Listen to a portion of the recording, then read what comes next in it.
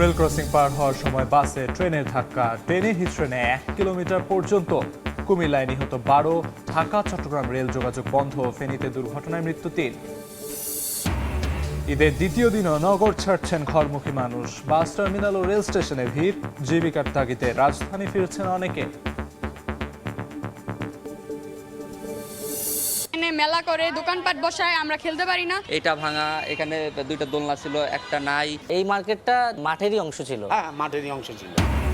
নগরায়নের দখলদারিত্বে কমছে খেলার মাঠ। রাজধানীতে বাজার ইজারার নামে দখল পার্ক। ঈদের পরই উদ্ধার অভিযানে নামবে সিটি কর্পোরেশন।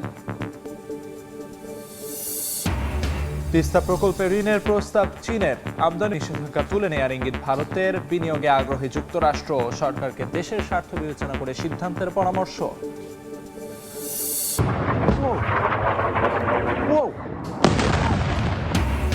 ইসরায়েলের ডিমোনা শহরে ইরানের ক্ষেপণাস্ত্র হামলা, যুদ্ধ বিমান ভূপাতিতের দাবি অস্বীকার তেল আবিবের। হরমুজ প্রণালী খুলে দিতে ট্রাম্পের 48 ঘন্টার আলটিমেটাম।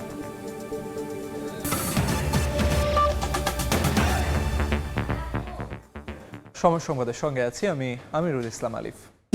কুমিল্লায় রেল ক্রসিং পার হওয়ার সময় ট্রেনের ধাক্কায় প্রাণ গেল 12 বাস যাত্রীর। আহত হয়েছেন অন্তত 15 জন। বন্ধ রয়েছে ঢাকার সঙ্গে চট্টগ্রামের রেল যোগাযোগ। গেটম্যান না থাকায় দুর্ঘটনা ঘটেছে বলে অভিযোগ স্থানীয়দের। এদিকে ফেনীতে মোটরসাইকেল বাস অ্যাম্বুলেন্সের সংঘর্ষে 3 জন মারা গেছেন। চাঁপাইনবাবগঞ্জ থেকে যাত্রী নিয়ে নোয়াখালী যাচ্ছিল মামুন স্পেশাল বাস। শনিবার মধ্যরাতে কুমিল্লার পদুয়ার বাজার রেল ক্রসিং পার হতে গেলে চট্টগ্রাম থেকে ঢাকামুখী মেইল ট্রেন বাসটিকে ধাক্কা দেয়। 1 কিলোমিটার পর্যন্ত টেনে নিয়ে যায়, দুমড়ে মুচড়ে যায় বাসটি। খবর পেয়ে সেনাবাহিনী, ফায়ার সার্ভিস ও পুলিশ ঘটনাস্থলে গিয়ে উদ্ধার কাজ চালায়। স্থানীয়দের অভিযোগ, গেটম্যান না থাকায় দুর্ঘটনাটি ঘটেছে। একটা রেল গেট, এটার মধ্যে কোনো রেলের কোনো প্রশাসন কেউ এটার কার্যকারী না। লাইনম্যানের অসচেতনতার কারণে এই দুর্ঘটনা ঘটেছে। যদি লাইনম্যান যদি সচেতন থাকতো তাহলে দুর্ঘটনা মানুষের প্রাণহানি হতো না। পুলিশ, রেলওয়ে কর্তৃপক্ষ এবং জেলা সিভিল সার্জন জানায় এখন পর্যন্ত 12 জন নিহত হয়েছেন। হাসপাতালে ভর্তি আহত 15 জন। হতাহত বাড়ার শঙ্কা প্রশাসনের। এই ঘটনায় জেলা প্রশাসন এবং রেল কর্তৃপক্ষ আলাদা 2টি তদন্ত কমিটি গঠন করেছে। রেল মিনিস্ট্রি থেকে একটি আর জেলা প্রশাসনের পক্ষ থেকে আরেকটি আমি নিজেও এখানে গঠন করে দিলাম, যাতে করে তারা এটা পূর্ণাঙ্গ তথ্য পাওয়া যায় কি কারণে এই ঘটনাটি ঘটেছে। এদিকে রাতে ফেনীর রামপুর এলাকায় স্পিড ব্রেকার পার হচ্ছিল একটি অ্যাম্বুলেন্স। এই সময় পেছন থেকে ধাক্কা দেয় শ্যামলী পরিবহনের বাস। পরে দোয়েল পরিবহনের আরেকটি বাস অন্য মোটরসাইকেলে ধাক্কা দিলে আরোহী বাসের সুপারভাইজার ও এক যাত্রীর মৃত্যু হয়। আমরা ইনস্ট্যান্ট এই জায়গা থেকে 2 জন লোক লাশ পাইছি। লাশগুলোকে আমরা সদর মেডিকেলে পাঠিয়ে দিচ্ছি। এছাড়া রাতে নওগাঁর আত্রাইয়ে ভটভটির ধাক্কায় টেম্পু উল্টে গিয়ে ঘটনাস্থলেই মারা যায় এক কিশোর। আহত অন্তত 10 জন। ফাহারি ফারজানা, সময় সংবাদ। এই মুহূর্তে কুমিল্লায় ঘটনাস্থলে আছেন সহকর্মী ইশতিয়াক আহমেদ। সরাসরি যাচ্ছে তার কাছে। ইশতিয়াক, কুমিল্লা ট্রেন এবং বাস সংঘর্ষের ঘটনায় এখন পর্যন্ত যে আখাউড়া থেকে রিলিফ ট্রেন ইতিমধ্যে এখানে এসে পৌঁছেছেন এবং তারা বিগত 30 মিনিট ধরে কিন্তু রিলিফ ট্রেন যেটা সেটা উদ্ধার কাজ কিন্তু পরিচালনা করছেন। আমি একটু দেখানোর চেষ্টা করি আপনাদেরকে যে আখাউড়া থেকে আধা ঘন্টা আগে এই যে রিলিফ ট্রেনটি এখানে এসেছেন এবং আসার পর থেকে যে দুর্ঘটনা কবলিত যে বাসটি রয়েছে সেটি সরিয়ে নেওয়ার চেষ্টা করছেন। ইতিমধ্যে কিন্তু যে লাইন থেকে অর্থাৎ রেল লাইন থেকে যে বাসটি আছে সেটি সরিয়ে নেওয়া হয়েছে এবং তা পুরোপুরি সরিয়ে নেওয়ার পরে কিন্তু যে এখানে যে ট্রেনটি দুর্ঘটনা কবলিত হয়েছে সেটিকে সরিয়ে নেওয়া হবে। তার পরবর্তীতে বলা হয়েছে যে অল্প সময়ের মধ্যে কিন্তু এই ঢাকা চট্টগ্রাম যে রেল যোগাযোগ ব্যবস্থা সেটি স্বাভাবিক হবে। একটি বিষয় আপনাদের জানিয়ে রাখতে চাই, কুমিল্লা যে আজকে ট্রেন এবং বাস সংঘর্ষের ঘটনা ঘটেছে সেখানে 2টি তদন্ত কমিটি গঠন করা হয়েছে। একটি গঠন করেছেন জেলা প্রশাসক, যিনি 5 সদস্যের একটি তদন্ত কমিটি গঠন করেছেন এবং সেটি তিন কার্য দিবসের মধ্যে সেটির রিপোর্ট দেওয়ার জন্য তিনি বলেছেন। অপরদিকে রেল কর্তৃপক্ষ 4 সদস্যের একটি তদন্ত কমিটি গঠন করেছেন এবং সেটিও 3 কার্য দিবসের মধ্যে রিপোর্ট প্রদান করার জন্য বলা হয়েছে। সেই রিপোর্ট দেওয়া হবে যে কার গাফলতিতে বা কার অসতর্কতার কারণে কেন এই ঘটনাটি ঘটেছে কে এই ঘটনার সাথে ঘটনার জন্য জড়িত এইসব বিষয়গুলো রিপোর্টে তুলে ধরার জন্য বলা হয়েছে এবং গাফিলতি অনুযায়ী যে এই ঘটনার জন্য দায়ী তাকে তার বিরুদ্ধে পদক্ষেপ নেওয়ার জন্য বলা হয়েছে। আজ সকাল বেলায় কিন্তু এখানে কুমিল্লা জেলার প্রশাসক যিনি মোহাম্মদ রেজা হাসান ঘটনাস্থলে আসেন এবং তিনি এসে ঘটনাস্থলটি পরিদর্শন করেন এবং সেই সময় এসে তিনি বলেন যে তার জেলার প্রশাসন থেকে তিনি 5 সদস্যের একটি তদন্ত কমিটি গঠন করেছেন। ইতিমধ্যে আপনাকে দেখানোর চেষ্টা করি যে দুর্ঘটনা কবলিত যে বাসটি রয়েছে সেটি কিন্তু সরিয়ে নেওয়া হচ্ছে রিলিফ ট্রেনের মাধ্যমে এবং সেটি আখাউড়া থেকে এসেছে এবং এই যে উদ্ধার কাজ ইতিমধ্যে শুরু হয়েছে এবং তারা এই যে বাসটি সরিয়ে নেওয়ার পরে কিন্তু কুমিল্লা যে ট্রেন চলাচল ঢাকা চট্টগ্রাম যে রেলপথ সেটি কিন্তু স্বাভাবিক হবে বলে আমরা জানতে পেরেছি। আজ ভোর রাত 2:45 মিনিটে ঢাকা চট্টগ্রাম মহাসড়কের পৌরবাজার রেলওয়ে ক্রসিং এ এই যে চট্টগ্রাম থেকে ঢাকাগামী যে ট্রেনটি সেটি যে যাত্রী বাসের সাথে সংঘর্ষের ঘটনা ঘটে এবং সেই সংঘর্ষের ঘটনা পৌরবাজার বিশ্ব রোড রেলওয়ে ক্রসিং এর সামনে ঘটলেও সেটি ট্রেনটি সেই বাসটিকে প্রায় 1 কিলোমিটার এলাকায় টেনে হিচড়ে নিয়ে আসে এবং এই মুহূর্তে যেখানে যে উদ্ধার কাজ পরিচালনা করা হচ্ছে সেটি হচ্ছে জাঙ্গালিয়া এলাকায়, যেটি বলা যায় যে চৌমুনি এলাকায় সেখানে এই উদ্ধার কাজ পরিচালনা করা হচ্ছে এবং এই যে উদ্ধার কাজ শেষে কিন্তু ট্রেন চলাচল এখানে স্বাভাবিক হবে এবং সেটা খুব দ্রুত সময়ের মধ্যে স্বাভাবিক করবে বলে রেল কর্তৃপক্ষ আমাদেরকে জানিয়েছে। একটা বিষয় জানা রাখতে চাই যে এই যে দুর্ঘটনা ঘটেছে সেখানে 12 জন নিহত হয়েছেন, তার মধ্যে 7 জন পুরুষ, 3 জন মহিলা এবং 2 জন শিশু, মোট 12 জন এখানে নিহত হয়েছেন এবং মোট 15 জনের মতো আহত হয়েছেন বলে আমরা জানতে পেরেছি। তবে যারা আহতরা রয়েছেন তাদের অনেককে কিন্তু ইতিমধ্যে ঢাকা মেডিকেল কলেজ হাসপাতালে প্রেরণ করা হয়েছে এবং সেখান থেকে যেটা বলা যায় সেটা এখন পর্যন্ত আর কোনো মৃত্যুর খবর আমরা পাইনি বা মৃত্যুর সংখ্যা বাড়েনি বলে আমরা জানতে পেরেছি। 12 জন যেটা আমরা জানতে পেরেছিলাম সেটাই রয়েছে মৃত্যুর সংখ্যা, আর বাড়েনি বলে আমাদেরকে সেটা বলেছেন পুলিশ এবং যারা আইন শৃঙ্খলা বাহিনীর কাজে নিয়োজিত রয়েছে তারা আমাদেরকে বিষয়টি নিশ্চিত করেছেন। যে আমরা ঠিক ভোরবেলা 4টা নাগাদ আমরা এখানে এসে পৌঁছেছি। আমরা পৌঁছার পর আমরা যা দেখেছি যে ট্রেনের যাত্রীরা যা বলেছে তারা বলছে যে এই ঘটনার পরে কিন্তু ট্রেনের যাত্রীরা বের হয়ে বাসের যাত্রীদের উদ্ধার করে তারা হাসপাতাল নিয়ে যায় এবং ট্রেনের যাত্রীদের তারা অভিযোগ করেন এমনটাই যে রেল গেট ছিল ঢাকা চট্টগ্রাম মহাসড়ক পৌরবাজার রেলওয়েতে এবং যে গেটম্যান ছিল তার গাফিলতির কারণে আজকে এই 12টি তাজা প্রাণ ঝরেছে এবং সেই জন্য যারা বলছে যে গেটম্যান থাকা সত্ত্বেও কেন গেট রাখা হয়নি এবং এই যে গেট না থাকার কারণে যে যাত্রীবাহী বাসটি সেটি কিন্তু রেল লাইন ক্রস করতে গিয়েছিল এবং ঠিক তখনই হচ্ছে ট্রেনটি এসে বাসটিকে সজোরে ধাক্কা দেয় এবং 1 কিলোমিটার পর্যন্ত ট্রেনে হেঁচড়ে নিয়ে আসে এবং সেখানে 12 জন নিহত হয় এবং সেখানে 15 জন আহত হয়েছে। তো এই ছিল আমার কাছে সর্বশেষ কুমিল্লা রেল দুর্ঘটনা। কুমিল্লা থেকে রেল দুর্ঘটনার সবশেষ খবরাখবর জানাচ্ছিলেন সহকর্মী ইশতিয়াক আহমেদ। পরিবারের সঙ্গে ঈদ উদযাপনে আজও ঢাকা ছাড়ছেন অনেকে। এই মুহূর্তে মহাখালী বাস স্ট্যান্ডে আছেন সহকর্মী ওয়ালিউল সাকিব, সরাসরি যাচ্ছি তার কাছে। সাকিব, এখানেও কিন্তু আমি যাত্রীদের যথেষ্ট ভিড় দেখতে পাচ্ছি এবং একের পর এক কিন্তু বাস এই মহাখালী বাস টার্মিনাল থেকে ছেড়ে যাচ্ছে কিছুক্ষণ পরপরই। সব মিলিয়ে বলা যায় যে ঈদের দ্বিতীয় দিন আজকে, তারপরও কিন্তু যে বাড়ি ফেরার যে তাগিদ মানুষের ভেতরে সেটি কিন্তু আমরা দেখতে পাচ্ছি। বিশেষ করে যে ঈদে আমি যেমনটি কিছুক্ষণ আগেও বলছিলাম যে ট্রেনের ক্ষেত্রে আমরা যেমন চিত্র দেখেছি কমলাপুর রেলওয়ে স্টেশনে যে ঈদের দিন অনেকে যেতে পারেননি, টিকিট কাটতে পারেননি কিংবা উপচে পড়া ভিড়ের কারণে, ঠিক এমনই চিত্র কিন্তু আমরা এখানেও দেখতে পাচ্ছি। এখানকার যে সাধারণ যারা যাত্রী রয়েছেন তাদের সঙ্গে কথা বলছিলাম, তারা আমাদেরকে জানিয়েছেন যে তারা অনেকেই এই যে ঈদের যে চাপ এবং অতিরিক্ত ভিড় সেটি এড়ানোর জন্য কিন্তু অনেকে ঈদের দিন ঢাকায় আসলে ঈদ করেছেন, ঈদের পর দিনটিকে বেছে নিয়েছেন বাড়ি যাওয়ার জন্য।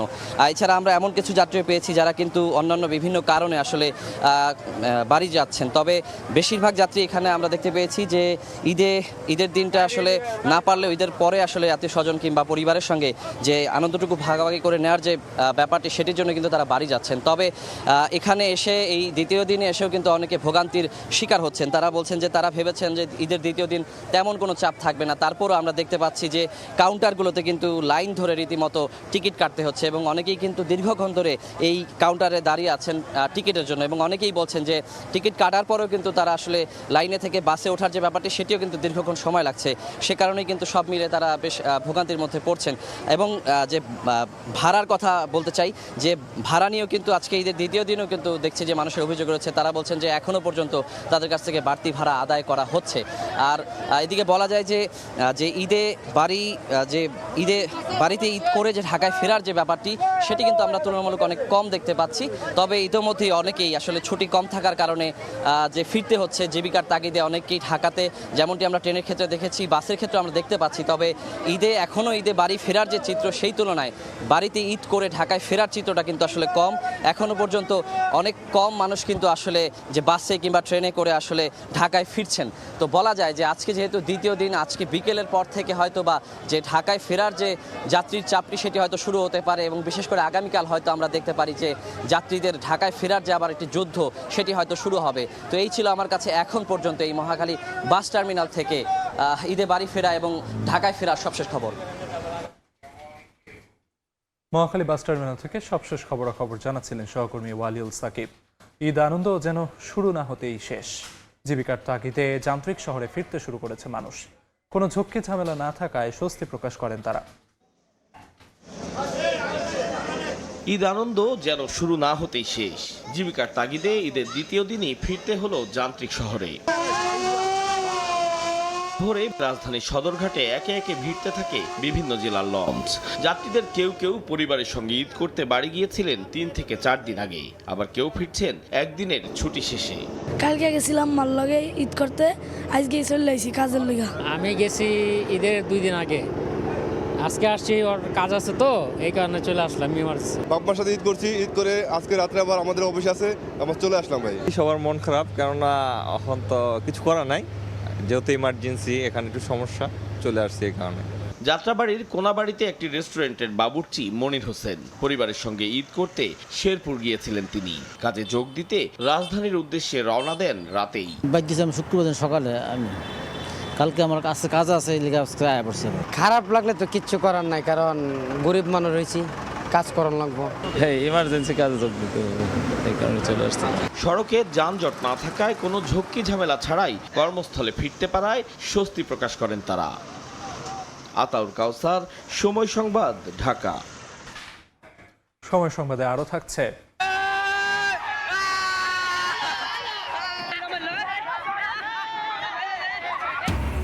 অতিরিক্ত চাপে ভেঙে পড়ল ভাসমান সেতু। জামালপুরে ব্রহ্মপুত্রে ডুবে প্রাণ গেল ভাই বোন সহ 5 শিশুর। ঈদের দিন সন্তান হারিয়ে পাগল প্রায় বাবা মা।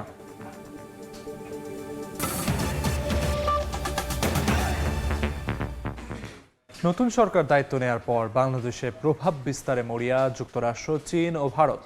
তিস্তা প্রকল্পে বড় অঙ্কের ঋণ সহায়তার প্রস্তাব দিয়েছে চীন। স্থলবন্দর দিয়ে পণ্য আমদানিতে দেয়া নিষেধাজ্ঞা তুলে নেয়ার ইঙ্গিত দিয়েছে ভারত। বাংলাদেশে বিনিয়োগে আগ্রহ দেখিয়ে শুল্ক বাধা দূর করতে বলেছে যুক্তরাষ্ট্র। মধ্যপ্রাচ্য সংঘাতে জ্বালানি সহায়তার আশ্বাস দিয়েছে 3 দেশই।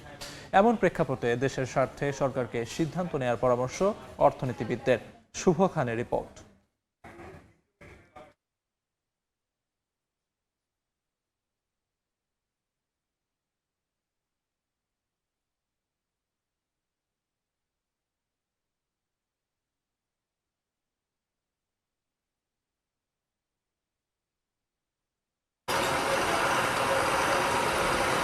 আওয়ামী লীগ আমলের শুরুতে পদ্মা সেতু সহ কয়েকটি মেগা প্রকল্পে ঋণ সহায়তা দেয় অন্যতম উন্নয়ন সহযোগী চীন। তবে শেখ হাসিনার শাসন আমলের শেষ ভাগে ঋণের প্রতিশ্রুতি শূন্যের কোটায় নামায় বেইজিং। একই অবস্থা ভারতের ক্ষেত্রেও।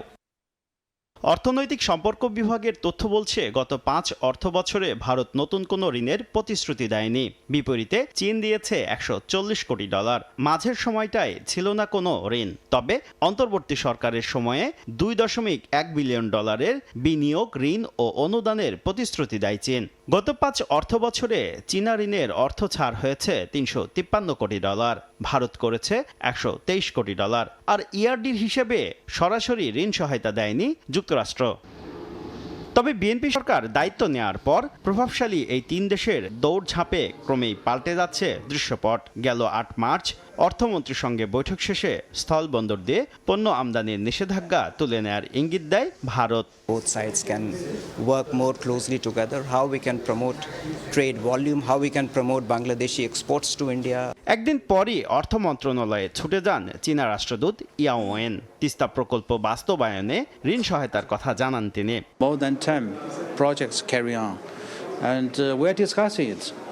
We can come up with figures. Some Tista River projects we are going to build 1,000 hospital in Bangladesh. চীন ও ভারতের এই তৎপরতার মধ্যে পিছিয়ে নেই যুক্তরাষ্ট্র। অর্থমন্ত্রীর সঙ্গে বৈঠক সেরেছেন মার্কিন রাষ্ট্রদূত ব্রেন্ট ক্রিস্টেনসেন। দীর্ঘমেয়াদে দেশটির কাছে এলএনজি সহায়তা চায় বাংলাদেশ। আলোচনায় প্রাধান্য পায় অশুল্ক বাধা দূর করতে সহকারী মার্কিন পররাষ্ট্রমন্ত্রী পল কাপুরের তাগিদ। আমেরিকান বিনিয়োগ এই দেশে আসবে সেটার জন্য দুই একটা প্রতিবন্ধকতার কথা উল্লেখ করেছেন, যে এইগুলি দূর করলে আমেরিকান বিনিয়োগের জন্য সেটি সহজতর হবে, বাংলাদেশ একটা উর্বর ভূমি হবে। ভারতের বাণিজ্য সম্প্রসারণ, মার্কিন বিনিয়োগ বৃদ্ধি আর চীনের ঋণ সহায়তার প্রতিশ্রুতি বাংলাদেশ ঘিরে প্রভাবশালী এই 3 দেশের অর্থনৈতিক কূটনীতিকে কাজে লাগাতে সরকারকে সতর্কতার সাথে পদক্ষেপ নেওয়ার পরামর্শ এই অর্থনীতিবিদের। দ্রুত এই চলমান প্রকল্পগুলো শেষ করে নতুন যে প্রকল্পগুলো সেগুলো আইডেন্টিফাই করতে হবে এবং দুই দেশের মধ্যে সম্পর্কের ভিত্তি হতে হবে আসলে জনগণের সঙ্গে জনগণের সম্পর্ক। তো সেইভাবে করেই নতুন নতুন জায়গাতে আসলে এই অর্থায়ন বা উন্নয়ন সহযোগিতা সেগুলো সম্প্রসারিত করতে হবে। বাংলাদেশের শীর্ষ 10 উন্নয়ন সহযোগীর তালিকায় রয়েছে এই 3 দেশই। শুভ খান, সময় সংবাদ, ঢাকা। জামালপুরে ঈদের দিন ঘুরতে যাওয়াই যেন কাল হলো। দেওয়ানগঞ্জে ব্রহ্মপুত্র নদে ভাসমান সেতু ভেঙে পানিতে ডুবে প্রাণ গেছে 5 শিশুর। মর্মান্তিক এ ঘটনায় শোকের ছায়া নেমেছে পুরো এলাকায়। কে জানতো ঈদে আনন্দ ভ্রমণই হবে জীবনের শেষ মুহূর্ত। দুর্ঘটনায় অকালে প্রাণ যাবে ভাই বোন সহ 5 শিশুর। স্থানীয়রা জানান, ঈদ উপলক্ষে দেওয়ানগঞ্জে ব্রহ্মপুত্র নদের উপর ভাসমান সেতুতে ভিড় করে মানুষ। অতিরিক্ত চাপে ভেঙে যায় ভাসমান সেতুটি। অকস্মাৎ ব্রহ্মপুত্র নদে পড়ে যায় অনেকে। তাদের কেউ কেউ সাঁতরে তীরে উঠলেও তলিয়ে যায় 5 শিশু। খবর পেয়ে ঘটনাস্থলে যায় ফায়ার সার্ভিস। স্থানীয়দের সহায়তায় 5 শিশুর মরদেহ উদ্ধার করা হয়। ওই পাশে পার্ক আছে, পার্কে যাওয়ার জন্য সবাই ডামের উপরে উঠছে। বেশি মানুষ হওয়াতে একবার বেশি উল্টে গেছে। এদিকে খবর পেয়ে ঘটনাস্থলে ছুটে যান বেসামরিক বিমান পরিবহন ও পর্যটন প্রতিমন্ত্রী এম রশিদুজ্জামান মিল্লাত। মর্মান্তিক এই মৃত্যুতে সমবেদনা জানান নিহতদের স্বজনদের প্রতি। এই দুর্ঘটনার জন্য আমি গভীরভাবে দুঃখ প্রকাশ করছি। আমাদের তরফ থেকে, সরকারের পক্ষ থেকে অনুদান দিয়ে তো আর পূরণ হয় না সবকিছু। তারপরেও যেহেতু অসচ্ছল পরিবার যেগুলি আছে তাদের অনুদানের একটা ব্যবস্থা আমি করে যাব। আমরা ইতিমধ্যেই একটা ব্রিজ করার জন্য পদক্ষেপ নেওয়ার জন্য আমরা প্রস্তুতি গ্রহণ করেছি এবং এখানে একটা স্থায়ী ব্রিজ নির্মাণ হবে। মৃত 5 শিশুর মরদেহ হস্তান্তর করা হয়েছে তাদের পরিবারের কাছে। প্রিয় সন্তানের অকাল মৃত্যুতে শোকাচ্ছন্ন স্বজনরা। তাদের আহাজারিতে ভারী হয়ে উঠেছে এলাকার পরিবেশ। সময় সংবাদ, জামালপুর। রাজধানী ঢাকায় দিন দিন কমছে খেলার মাঠ ও উন্মুক্ত জায়গা। নগরায়ন আর দখলদারিত্বে অনেক মাঠ হারিয়ে গেছে, আর যেগুলো আছে তার বেশিরভাগই সাধারণ মানুষের নাগালের বাইরে। কোথাও মার্কেট, কোথাও বাজার, কোথাও আবার ইজারার নামে দখল হয়ে আছে মাঠ ও পার্ক। সিটি কর্পোরেশন বলছে ঈদের পরই অবৈধ দখল থেকে উদ্ধার করা হবে খেলার মাঠ, আর নগর পরিকল্পনাবিদরা বলছেন নীতিমালার কথা। অনুপ দত্তের ছবিতে আবু সাইদ নিশানের বিশেষ প্রতিবেদন।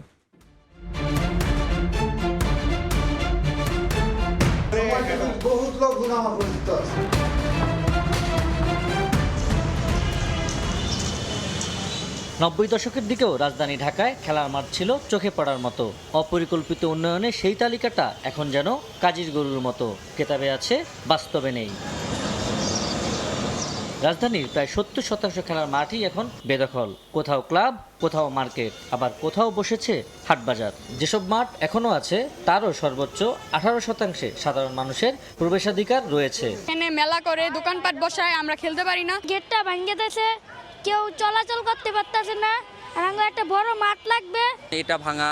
এটা ভাঙা, এখানে দুইটা দোলনা ছিল, একটা নাই। আহ্বান করবো নতুন সরকারের কাছে যেন এই পার্কের দিকে নজর দেয়। পুরান ঢাকার দক্ষিণ সিটি কর্পোরেশনের ধূপখোলা মাঠও তার ব্যতিক্রম নয়। একসময় এলাকার শিশু কিশোরদের খেলাধুলার প্রধান স্থান ছিল এই মাঠ। তবে এখন এর একাংশে তৈরি করা হয়েছে বহুতল মার্কেটের অবকাঠামো। এই প্রকল্পের কাজ শুরু করেছিল সিটি কর্পোরেশনই। এই মার্কেটটা মাঠেরই অংশ ছিল। হ্যাঁ, মাঠেরই অংশ ছিল। এই খামারটাও কি ওরাই? খামারটা বুড়ো বাজারে কষাইবিলা রাখে আর কি। অন্যদিকে ধানমন্ডি ক্লাব মাঠও বছরের পর বছর ধরে ইজারার নামে বেদখল রয়েছে। সময়টাকে কে পাঠাইছে বলো? আপনি বলছেন যে আপনার মাঠের ছবি তুলবেন। হ্যাঁ, আপনার কাছে মনে হয় মাঠ খোলা। আমি হেডম নিয়ে কেন আসবো? বহুত লোকজন আমার পরিচিত আছে। আমার পেছনে ধানমন্ডি ক্লাব মাঠ, যে মাঠ সর্বসাধারণের জন্য উন্মুক্ত থাকার কথা, সে মাঠে প্রবেশে রয়েছে নানা বিধিনিষেধ। এমনকি সাংবাদিক প্রবেশেও রয়েছে বাধা। জানা গেছে দীর্ঘ অনেক বছর থেকে ইজারার মাধ্যমে এ মাঠ বেদখল হয়ে আছে। ধানমন্ডি সোসাইটি মাঠের রক্ষণাবেক্ষণের জন্য সরকারের কাছে আবেদন করলেও তা এখনো অনুমোদন পায়নি। তবুও মাঠটির নিয়ন্ত্রণ তাদের হাতেই। একাডেমির নামে খেলোয়াড়দের কাছ থেকেও নেওয়া হচ্ছে অর্থ। আমাদের অ্যাপ্লিকেশনও আছে যে আমরা মাঠটা রক্ষণাবেক্ষণ করতে চাই, এটা আমাদেরকে দেওয়া হোক। নির্বাচিত সরকার ছিল না দেখে এটার কোনো ডিসিশন মেকিং হয়ে আসেনি। আপনারা একটা টাকা নিচ্ছেন, এই টাকাটা কোথায় যাচ্ছে? এটা সোসাইটি কালেক্ট করে এটা আবার পে করে দিচ্ছে। হ্যাঁ, কাদেরকে পে করছে? দক্ষিণ সিটি কর্পোরেশনের প্রশাসক জানান, স্থানীয়দের সঙ্গে আলোচনা করে মাঠগুলো আবারও উন্মুক্ত করা হবে। ধূপখোলা মাঠ এটা খুবই দুঃখজনক, কিন্তু কি বলবো যে আমার পূর্বে যারা ছিল সিটি কর্পোরেশনের দায়িত্বে তারাই সেখানে এখন একটা মাঠে রূপান্তরিত করছে। ধানমন্ডি ক্লাব মাঠের ব্যাপারে তাদের সাথেও কথা বলবো, কারণ মাঠগুলো তো উন্মুক্ত থাকবে। একটা বিশেষ গোষ্ঠী, একটা বিশেষ ইস্যুর মধ্যে ঈদের পরে ইনশাআল্লাহ প্রত্যেকটা জায়গাতে তড়িৎ গতিতে আমরা চেষ্টা করব যে খোলা জায়গাগুলোকে কিভাবে খেলাধুলার মাঠে রূপান্তরিত করা যায়। উত্তর সিটি কর্পোরেশনের চিত্র অনেকটা একই। প্রায় 50 বছরের বেশি সময় ধরে দখল হয়ে আছে মিরপুর 6 নম্বরের ঈদগাহ, যেখানে মাঠ জুড়ে গড়ে উঠেছে কাঁচা বাজার। দোকান প্রতি মসজিদ কমিটি যত দোকান আছে সেখান থেকে খাজনা নেয় মসজিদের আন্ডারে। আর এমনি জায়গাটা হলো আপনার আমাদের বরাদ্দ দেওয়া হয়নি। যখন দেওয়া হয় তখন আমরা বরাদ্দপত্রের অনুকূলে টাকা জমা দিই। অবৈধ স্থাপনা উচ্ছেদের আশ্বাস উত্তর সিটি কর্পোরেশনের প্রশাসকেরও। সরকারি যে স্থাপনার উপরে যারা অবৈধভাবে দখল করে আছে, এটা তো আইনসঙ্গত কোনো কাজ নয়। আমরা ঈদের পরে পরিকল্পনা আছে, এই কাজগুলো আমরা করবো ইনশাল্লাহ। মাঠ দখলদারদের আইনের আওতায় আনা সহ মাঠ ও পার্ক ব্যবস্থাপনায় সুস্পষ্ট নীতিমালা করার আহ্বান জানান নগর পরিকল্পনাবিদ। পার্কে দখল করেছে তার একটা সুস্পষ্ট ক্রাইম অন্তর্ভুক্ত করে দখলদারদের অবশ্যই কাস্টডিতে নেওয়া উচিত। এরপরে সেই মাঠগুলোতে জনগণ কিভাবে অ্যাক্সেস পাবে সেটার জন্য নীতিমালা করা উচিত। প্রতিটা ওয়ার্ডে একটা করে মাঠ ছেলেদের জন্য, একটা করে মাঠ মেয়েদের জন্য, মিনিমাম 2 করে মাঠ যেন আমাদের থাকে। এবং যেগুলো প্রাতিষ্ঠানিক মাঠ আছে সেগুলো যেন বিকেলবেলা যখন স্কুল কলেজগুলো বন্ধ থাকে এলাকাবাসীর জন্য খুলে দেওয়া হয়। রাজধানীর মাঠ পার্ক দখলমুক্ত করতে দ্রুত ও কঠোর পদক্ষেপ নেওয়ার দাবি নগরবাসীর। অপরিকল্পিত নগরায়ন, দখলদারিত্ব, মাঠের ইজারা সহ বিভিন্ন স্থাপনা নির্মাণের ফলে ঢাকা শহরের 70% মাটি হয়েছে বেদখল হয়েছে পার্কও। এখন প্রশ্ন হচ্ছে, নতুন সরকার ঢাকা শহরের অবৈধ দখলদারিত্ব থেকে মাঠ উদ্ধার করে ফিরিয়ে দিতে পারবে কি শিশুদের শৈশবের দুরন্তপনা? আবু সাইদ নিশান, সময় সংবাদ, ঢাকা। ঈদের দ্বিতীয় দিনে সকাল থেকে মিরপুরের জাতীয় চিড়িয়াখানায় ভিড় করছেন দর্শনার্থীরা। সেখানে আছেন সহকর্মী শাহরিয়ার সৌমিক, সরাসরি যুক্ত হচ্ছে তার সঙ্গে। রাজধানী ঢাকায় যারা ঈদ করেন তাদের সেসব মানুষের প্রধান বিনোদন কেন্দ্র যে জায়গা তার মধ্যে একটি কিন্তু জাতীয় চিড়িয়াখানা। দর্শক আপনারা দেখতে পাচ্ছেন আমরা এই মুহূর্তে দাঁড়িয়ে আছি রাজধানীর জাতীয় চিড়িয়াখানাতে এবং আমার ঠিক পেছনেই এই চিড়িয়াখানার টিকিট কাউন্টার। আপনারা দেখতে পাচ্ছেন যে অসংখ্য দর্শনার্থী যারা এই পবিত্র ঈদের আনন্দ এবং ছুটি সেই ছুটির সময়টুকুন পরিবারের সাথে বন্ধু বান্ধবের সাথে আনন্দে ভাগাভাগি করার জন্য সকাল থেকেই কিন্তু চিড়িয়াখানাতে আসছেন এবং এখানে ভিড় জমাচ্ছেন।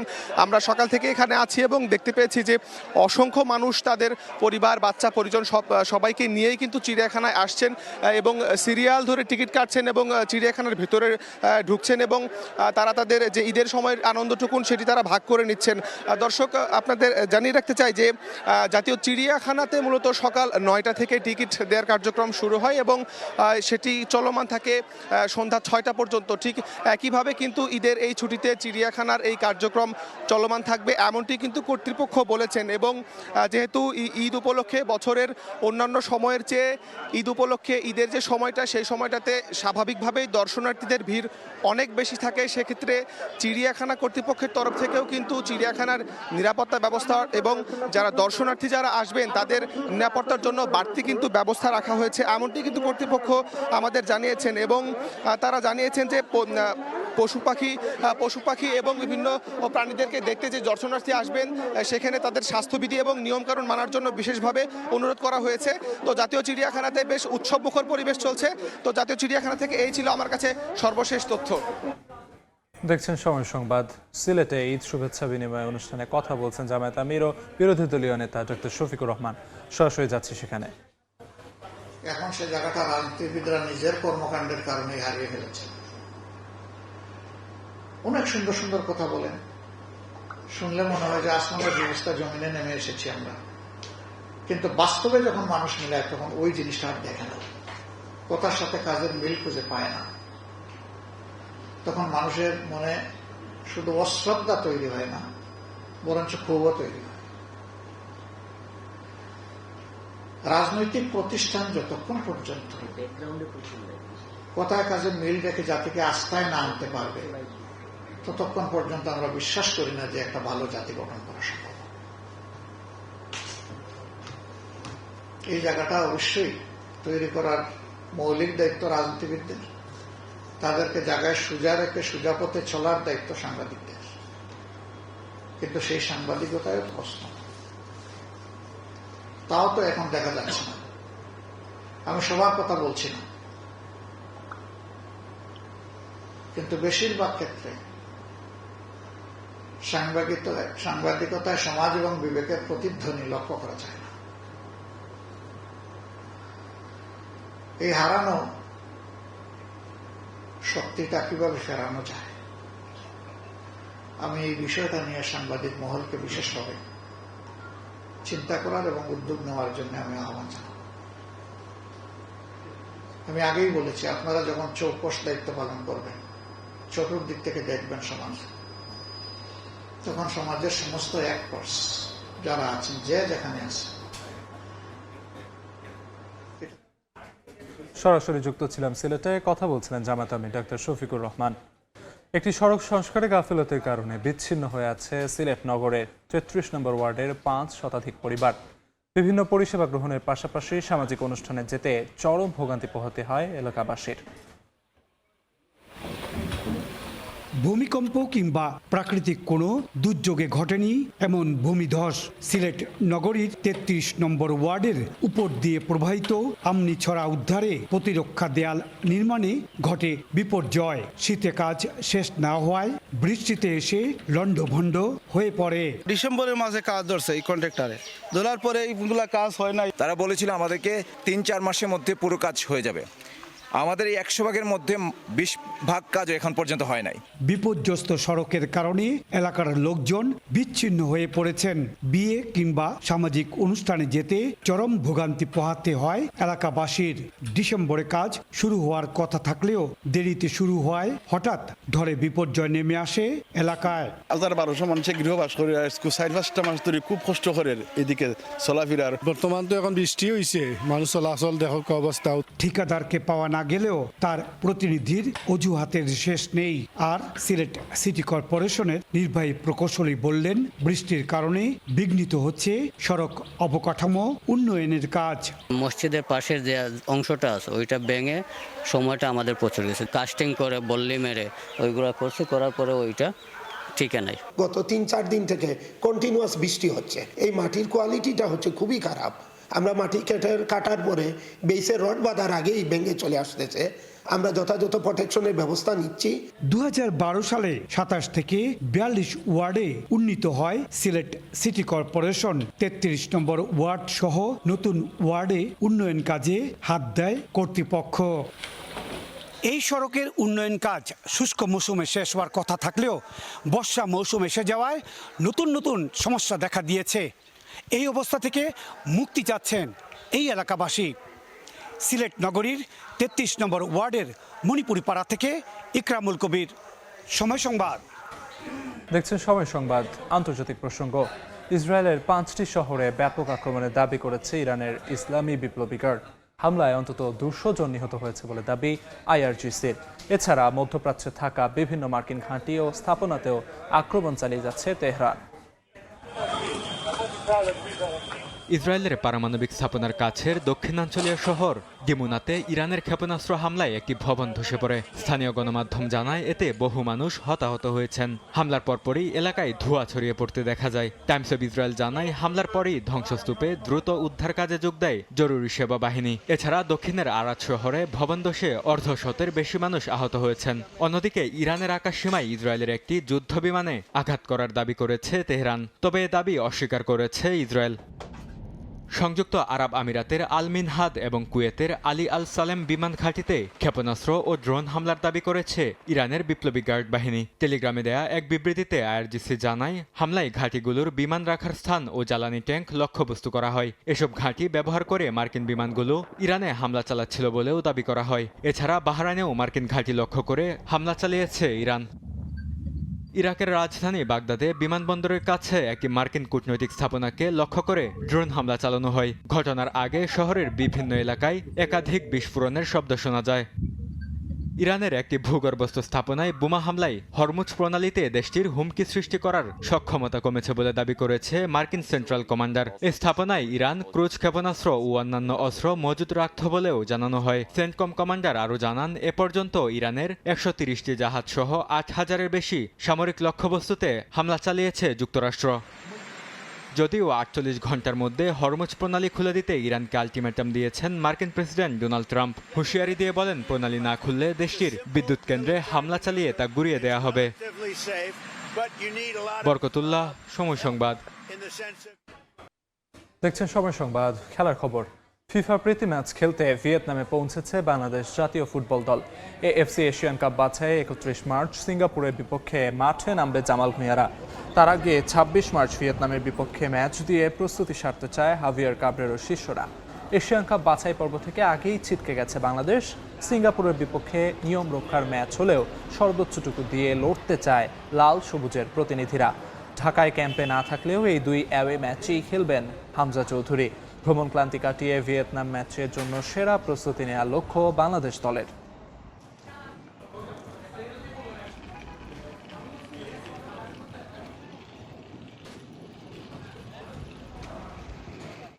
এ পর্যায়ে শীর্ষ সংবাদগুলো জানিয়ে দিচ্ছি আরেকবার।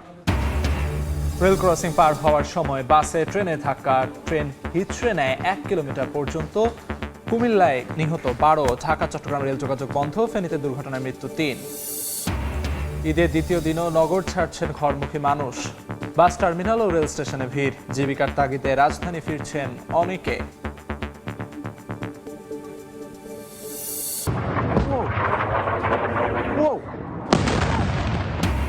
ইসরায়েলের ডিমোনা শহরে ইরানের ক্ষেপণাস্ত্র হামলা, যুদ্ধ বিমান ভূপাতিতের দাবি। অস্বীকার তেল আবিবের, হরমুজ প্রণালী খুলে দিতে ট্রাম্পের 48 ঘন্টার আলটিমেটাম।